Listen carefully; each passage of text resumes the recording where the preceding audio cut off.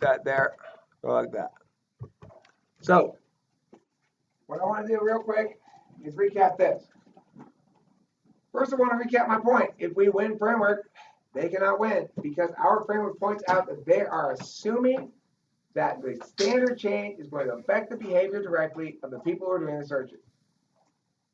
It is so widely assumed that's the case that even though it's 100% false and I am 100% correct, and they and those other coaches didn't include it at all, weren't aware of it, didn't prep it, even so, if you don't explain it well enough to the judge and don't point out that the framework's important enough to the judge, then you're not doing everything you have to do to win the round.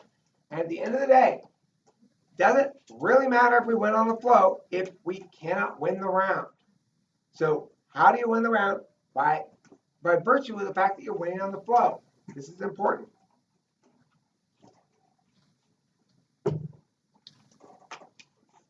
One judge is a big question. Our framework judge establishes the probable cause is a standard the court uses to determine admissibility of evidence. We have made that clear. For some reason, I see a bunch of students not writing. I see Evelyn doing a good job of writing things down and being smart. I see everybody else sitting there looking like they have frogs inside of their brains. Now, frog and brain syndrome is a serious problem that affects society today. Oh, I don't want you to write that part down. Anyway, if my opponents are right, judge, if you believe with them, if you think they're right, if they think they're right. Simple question. If it's a rule for police and teachers telling them how to search, then what happens to them when they don't follow the rule? What? If it's a rule instructing teachers, I'm not going to repeat it any more times, so don't ask what again. If it's a rule instructing teachers and cops how to search, then what happens to those teachers and cops when they break the rule? Okay? What happens to them when they break the rule if it is a rule? My opponents don't understand the difference between a rule and a standard.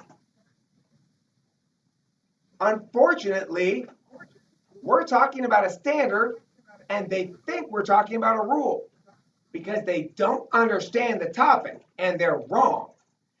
If they want to prove to you, judge, if you want to be convinced, judge, that in fact it is a rule, all they need to do is explain to us what happens to people who break the rule, because a rule has consequences.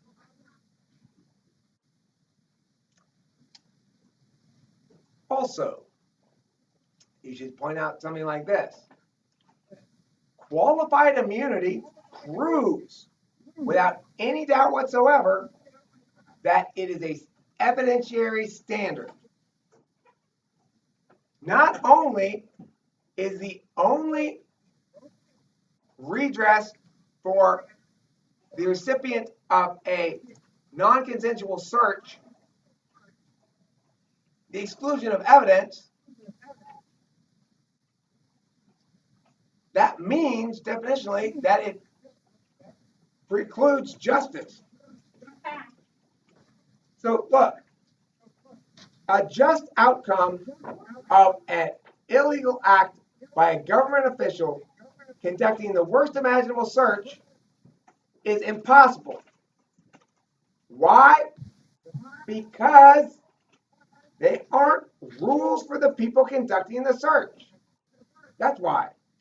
Qualified immunity says if they do conduct it badly, you can't sue them.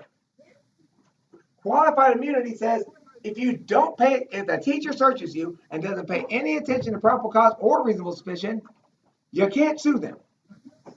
Yes.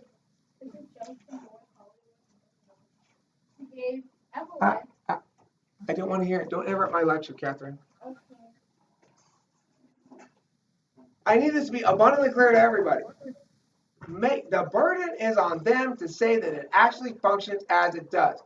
Don't concede the guideline point. Say, there is no evidence presented in this round to suggest that these changes in protocols are rules that impact the behavior of those conducting the searches. Zero. I have provided massive evidence to the contrary. I have explained that in Section 1983 of Title 42 of the U.S. Code, you won't include this in this case, but because it would be the opposite side. This is the answer to this, okay?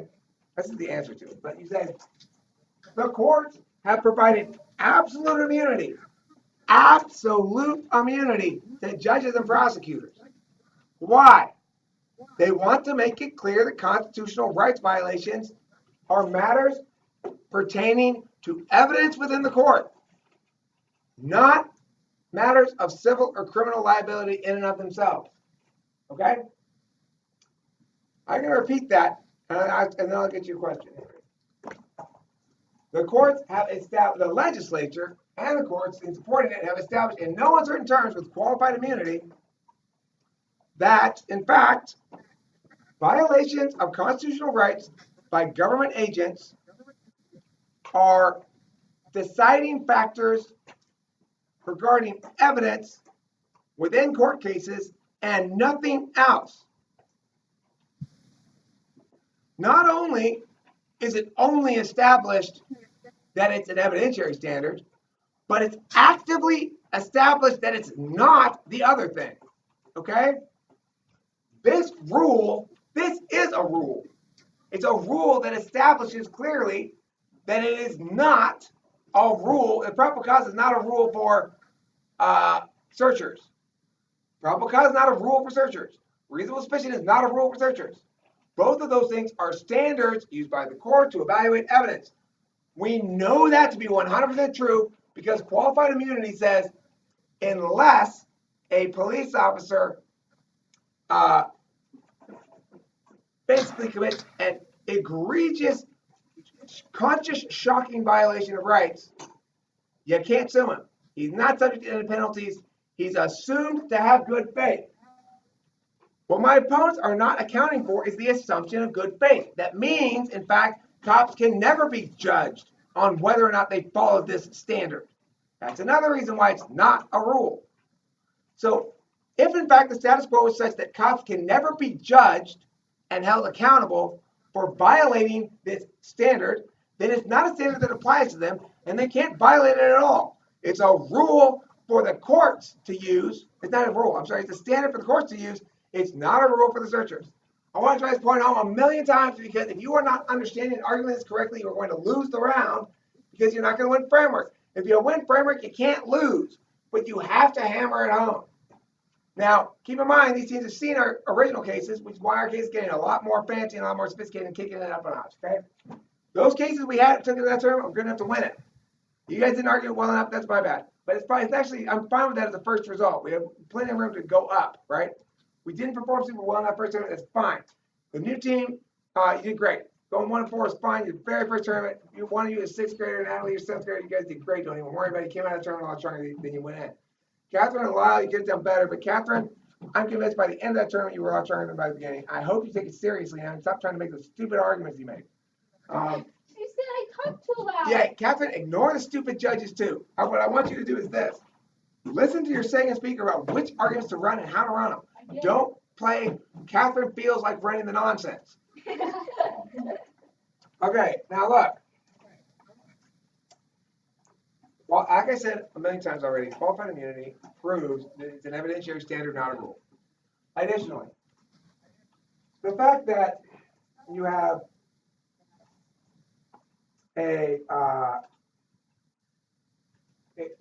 that the court provides these justifications for why it's a standard and not a rule. Because if it were a rule for the cops, there'd be excessive deterrence on the system. Write it down. If it were a rule, ADA, for the cops, for the teachers, it would provide excessive deterrence on the system. That means no cop would be willing to pull you over because they get sued, right? Excessive deterrence on the system is written on the goddamn board. What was that? Excessive deterrence on the system. That means government agents need to do some jobs, right? Like if you're a public school teacher, it needs to teach you, but your public school teacher is afraid that if she teaches evolution to you, she's going to be sued by your religious parents, then she's just going to not teach it rather than run that risk. She doesn't want to get embroiled in a lawsuit, okay? And that's part two. The reason why it's not a rule is because it would provide too much of a burden on the individual citizens who comprise the workers who take on the job of government agent, right? And then the third reason is because the courts have codified, made a fact and evidence in order for the Mr. purposes of Strauss? implementation within the court, the fact that government agents always intend well, that they mean to do well, that their intentions are good. If in fact he accidentally hit you too many times when he arrested you, well, his intentions were good in arresting you, and I'm sure he needed to hit you a couple times. He may have gone a little overboard. It's almost impossible to prove that a cop was maliciously beating you because he doesn't like you. Because why? What's the assumption you go into that discussion with? Good faith. Good, Eric. Correct. Good job. Good. I'm happy to hear that. And good faith precludes discovery. So not only do they have these multiple reasons why it's not a rule provided by the court and codified into a law called qualified immunity, but this law then precludes mechanisms that might be used to circumvent the law, such as pretrial discovery, where you go in and say, I need to know what the cop's evidence is so I can use it against him. You don't get to do that. You get to do that if it's you and me, Evelyn, and Evelyn's stabbed me a bunch of times. And I was like, yeah, I can see you. And you're like, well, I don't want to show you what my evidence is. And I'm like, well, I didn't see it. And they're okay, well, here's the bloody knife. You have to show it to me. But you don't have to show it to me if you're a cop. Why? Because it's not a rule. It's a standard, an evidentiary standard used by the court. And the law has codified this. The courts have justified it with these explanations. It's actually not, this qualified immunity is actually not a law. Okay. That's a lie. I mistook, I forgot what I was talking about for a second, because this is not a law. This is the legal interpretation under which the country operates. It is not a law. This is judicial activism, as they call it. The judges carved out these exceptions through interpretations. QI, qualified immunity, is established precedent. Call it that. Established legal precedent. Qualified immunity is established legal precedent codified through interpretation by SCOTUS. Oh, wait. Qualified immunity. I don't need to add that much. Established what? Legal precedent. All right. Mr. Strauss? Oh no. Where is SCOTUS? Doesn't you learn? No 29. Michelle Lee. You're not 29. Gloria Mock seems reasonable. Naming Jew. Yeah, we would. No 29, 128, and 124 and 25. Gurpit Singh. 129. You choose 29 is like 30. No.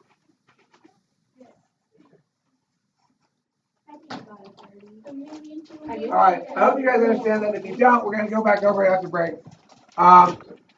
Mr. Strauss? Yeah, then you what? I found a card on qualified immunity for police officers. Want me to read you the entire article? I can't hear you. I don't have a speaker. Be louder. What do you say? Be quick too. I found a card on qualified immunity. Want me to say it? Upload it. No, I don't want you to say it because we're taking a break right now. I want you to upload to the Dropbox folder. Make a folder called New Cut Cards, which we'll put our new cut cards in, okay, or something like that. For now, I bid you adieu, but I'm gonna leave this open so you can be here. But I'm gonna turn off the camera. Okay. And I'm going to do what? I'm gonna do this. Piao. I'm gonna do this. Piao. I'm gonna do this. Piao.